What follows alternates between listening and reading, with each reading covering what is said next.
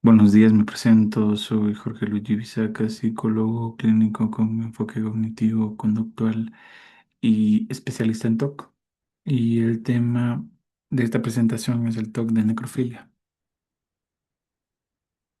En esta diapositiva se muestra que el trastorno obsesivo compulsivo no se limita al orden o la limpieza. El TOC tabú invade los valores fundamentales del individuo y se expresa con pensamientos, imágenes o impulsos muy perturbadores. En este caso, el contenido gira alrededor de temas moralmente extremos, como pedofilia, incesto, daño físico a seres queridos o necrofilia. Lo importante es entender que el TOC utiliza cualquier emoción que pueda activar malestar, como vergüenza, culpa o asco, para empujar a la persona hacia las compulsiones. Aquí vemos un principio clínico central, la egodistonía. Eso significa que los pensamientos, imágenes o urgencias van en contra de los valores, la brújula moral y la identidad de la persona. Por eso el sufrimiento es tan intenso, no porque el individuo desee realmente ese contenido, sino porque lo vive como algo completamente opuesto a quien es. El cerebro interpreta la intrusión como si representara un deseo real y esa duda genera terror absoluto. En esta diapositiva se explica una de las distorsiones más importantes del TOC, la función pensamiento-acción. La mente interpreta de manera literal y patológica que pensar algo equivale a desearlo o incluso hacerlo. Primero aparece el pensamiento, por ejemplo, una imagen intrusiva. Luego surge la creencia de que si apareció en la mente debe significar algo en el fondo. Y finalmente aparece la sensación de peligro inminente, como si la persona fuera capaz de actuar sobre ese pensamiento. En realidad, un pensamiento neurológicamente aleatorio puede ser recategorizado por el cerebro como una amenaza de supervivencia. Esta tabla nos ayuda a diferenciar dos realidades clínicas muy distintas. En el TOC de necrofilia, la reacción emocional es terror, asco, culpa debilitante y ansiedad severa. El impulso es intrusivo, no deseado y ego distónico. La respuesta conductual suele ser evitación fóbica y rituales de comprobación. Además, la persona no tolera la duda y se desespera por el significado del pensamiento.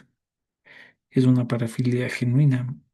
En cambio, hay gratificación, excitación y congruencia con el deseo. Por eso, este diagnóstico diferencial es tan importante.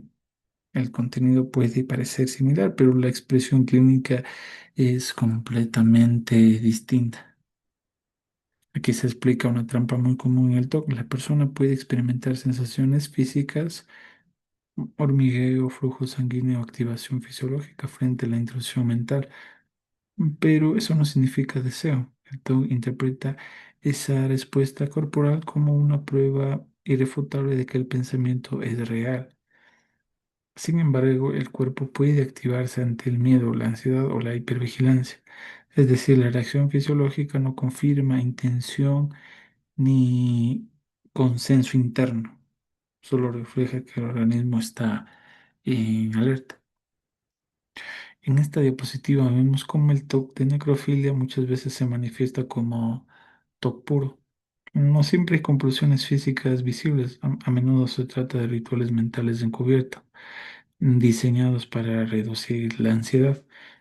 Por ejemplo, comprobar emocionalmente si hubo excitación, revisión de la memoria buscando pruebas, rumiar de forma intermitente o interminable sobre por qué apareció el pensamiento, o buscar seguro en terapeutas familiares o incluso en internet.